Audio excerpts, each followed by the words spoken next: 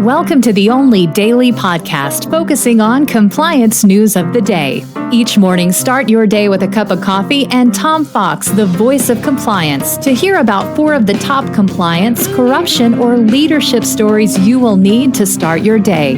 The Daily Compliance News is a production of the Compliance Podcast Network. First, a word from this month's sponsor, Ethico. In the delicate arena of compliance, every conversation matters. Traditional methods can leave callers feeling unheard, but Ethico changes the game. Our empathetic interview technique reshapes compliance calls into powerful, compassionate interactions, ensuring no crucial detail is missed. It's about creating a conversation that matters, that resonates, that makes a difference.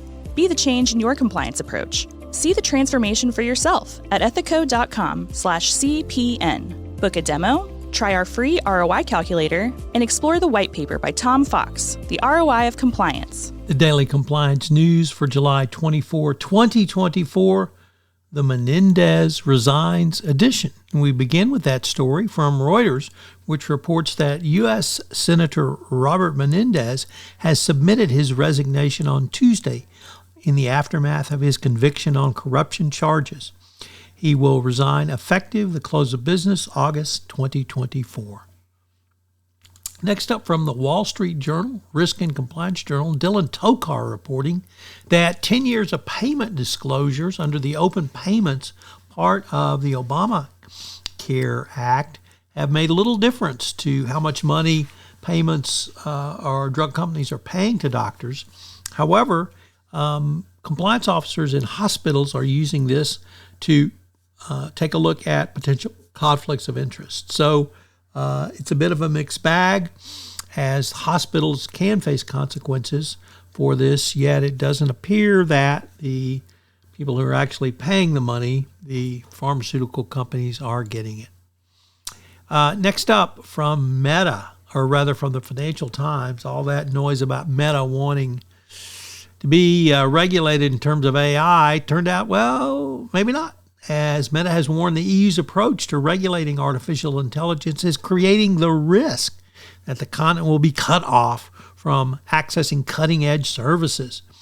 The social media group's deputy privacy officer confirmed that it had received a request from the EU's privacy watchdog to voluntarily pause the training of its AI models on data from the EU, and they basically told the EU, pound sand.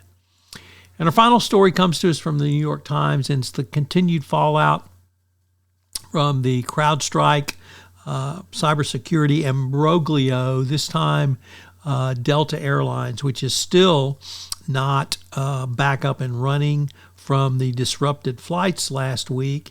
And on top of that, they implemented a rule with no notice to any customers that minors could not fly without an accompanying parent. Well, here's the problem. Number one, they didn't tell anybody. 2, there were people with tickets. They weren't honoring those tickets, and they just said, sorry, and they set them to that at the gate. So I would ask you to consider the following question. Is there any industry that intentionally mistreats their customers so badly all of the time?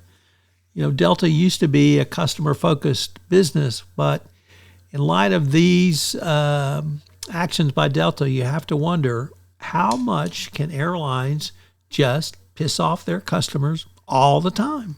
I mentioned at the start of this podcast, this month's sponsor for the entire Compliance Podcast Network is Ethico. Have you ever wondered how to show the ROI of your compliance program? Have you struggled with the budgeting process, getting the funds you want for your compliance program? Well, I've partnered with Ethico to put together a white paper on the ROI of compliance, which shows you not only how to demonstrate ROI, but also how to speak finance when you're sitting across from the CFO with your budget proposals. Check out the website and get the white paper. The Daily Compliance News is a production of the Compliance Podcast Network and a proud member of C-Suite Radio. Thanks so much for listening. I hope you'll join me again tomorrow.